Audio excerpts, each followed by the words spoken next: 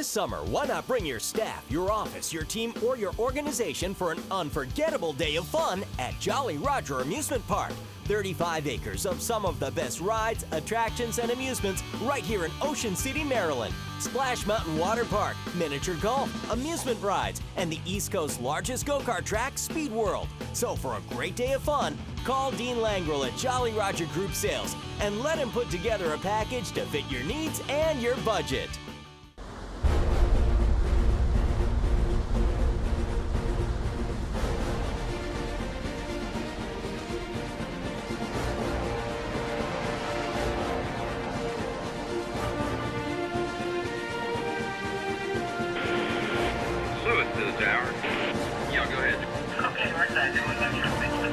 The fire launch is on the way to you guys.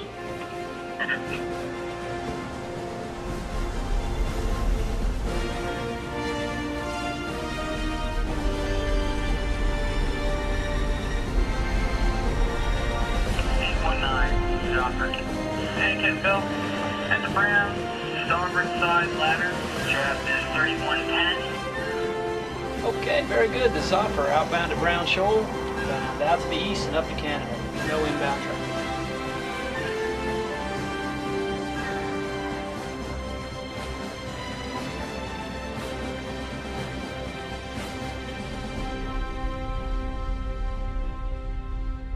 The presence of those Dutch settlers in 1631 ultimately became the basis for the existence of Delaware as a colony and a state. The Europeans were coming here and planning to stay. The fact that there was a close working relationship between the Native American residents of the Lewis area and the early Dutch settlers is undeniable, and it existed on several levels. The Dutch interest in this particular area was largely that of trading. With the expansion of settlement out from the coastal areas, Lewis was important as an export and import channel for the goods of this expanding settlement. So from the very beginning, the native population assisted the Dutch by serving as pilots, if you will, for Dutch vessels to provide safe passage. The town changed in size. It grew and took on the trappings of a full-fledged community. Churches were established, streets were named, burial grounds were laid out, customs officers were appointed. Lewis became a town. As a result of its geographic location and its growing importance, Lewis was very much on the minds of our founding fathers on the eve of the American Revolution.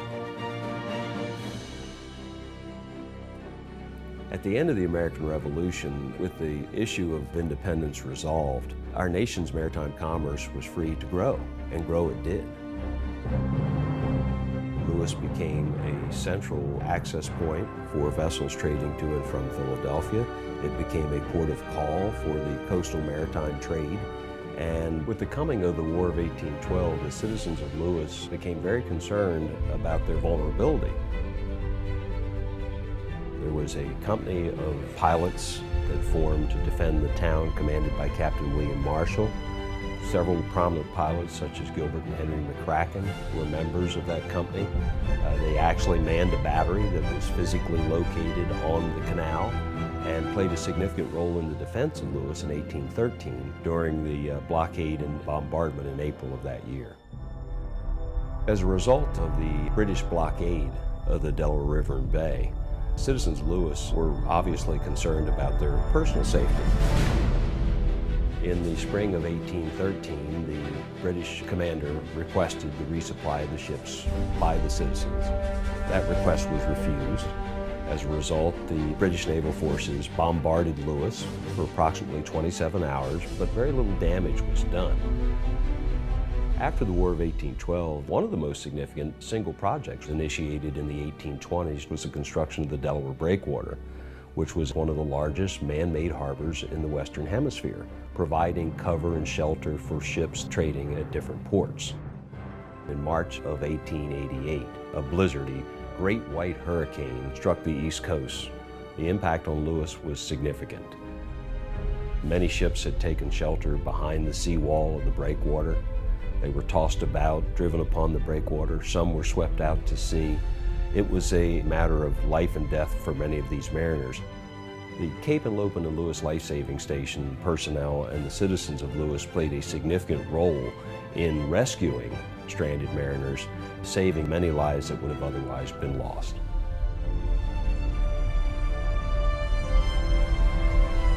Approximately 1 year after the blizzard of 1888, another major weather event resulted in the loss of 10 lives, crew members of the pilot boat Enoch Turley.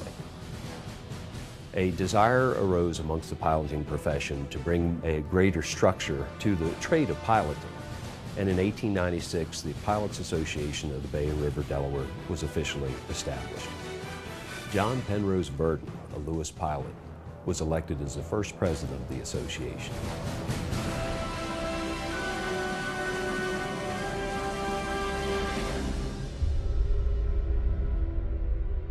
As the 19th century gave way to the 20th, world events would impact the lives of Lewis and its citizens. On the eve of the Second World War, there was increasing interest in protecting the ports of the Delaware River and Bay. With the declaration of war on December 7, 1941, efforts to establish a permanent coastal defense facility commenced in full. The establishment of Fort Miles at Cape and Lopin resulted in the creation of one of our nation's largest coastal defense fortifications. With a significant portion of our nation's fuel supplies being produced by Delaware River refineries, the need for greater military control of access to the Delaware River and Bay became apparent, and the Pilots Association was federalized and made a part of the United States Coast Guard.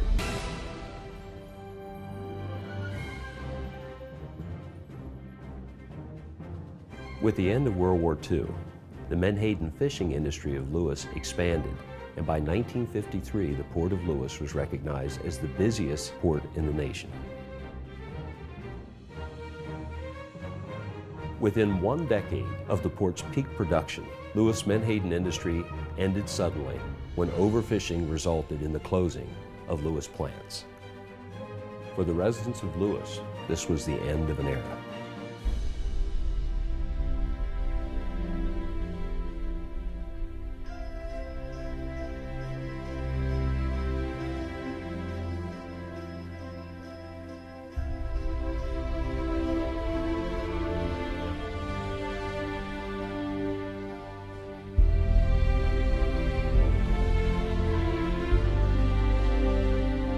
Challenged with promoting the economy of the community following the closure of Lewis Fishing Industries, an increasing focus was placed upon the rich history and heritage of Lewis, resulting in an economic boom in the late 20th and early 21st century.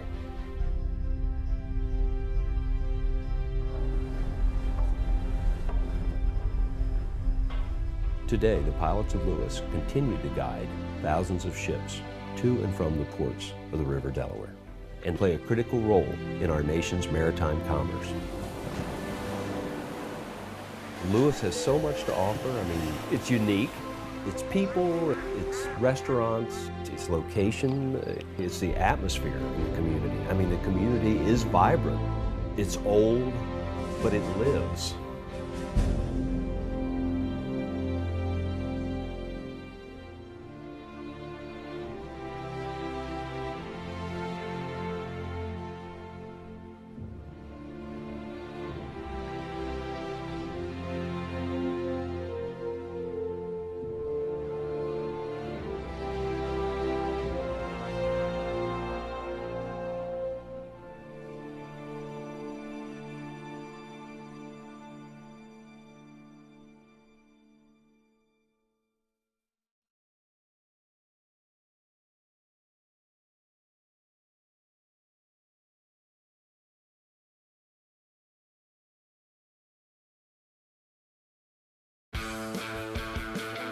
Beach Television Network.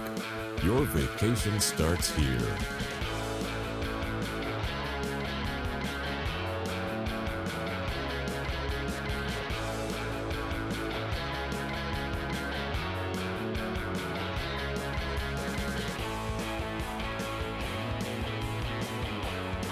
Thank you for watching Beach Television Network.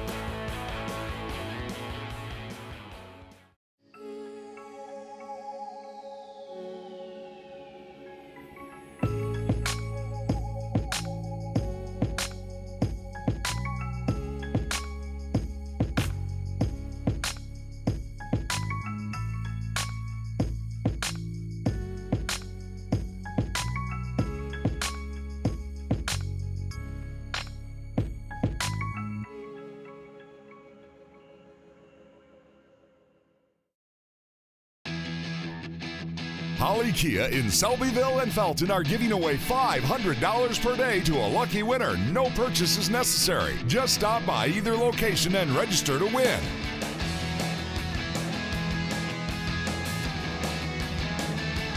Holly Kia in Selbyville and Felton are giving away $500 per day to a lucky winner. No purchase is necessary. Just stop by either location and register to win.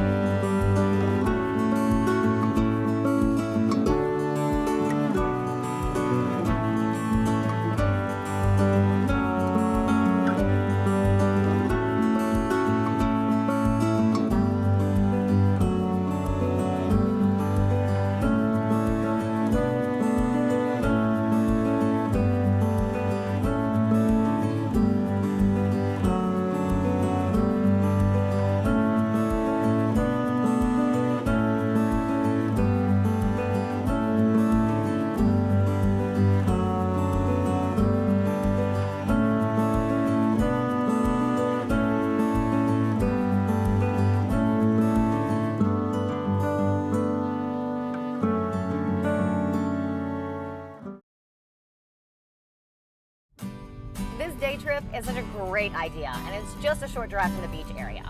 Hey, check it out! It's the Country House. It's 805 East Main Street in Salisbury. Make sure you stay on Route 50 Business and make the left onto Main Street. Arriving at destination. It's the largest country store in the East with 21,000 square feet of wonderful stuff. The Country House has lots of exclusive items you won't find anywhere else, and they even have items for every style. You'll find all the looks that you see in the magazines and so much more.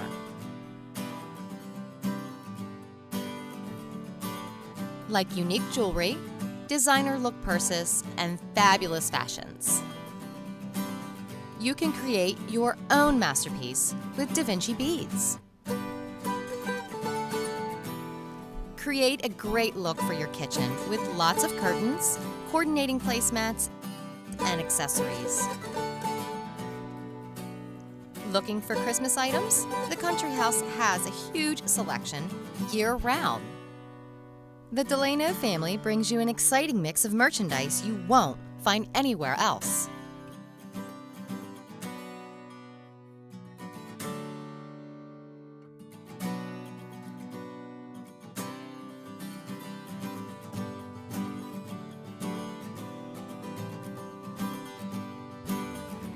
No visit to the shore is complete without a visit to the Country House. It is worth the trip. Remember, the Country House outlet is open on Saturdays from 10 to 5 and special hours during the summer. The Country House is a great destination, and it's an easy drive from the beach areas.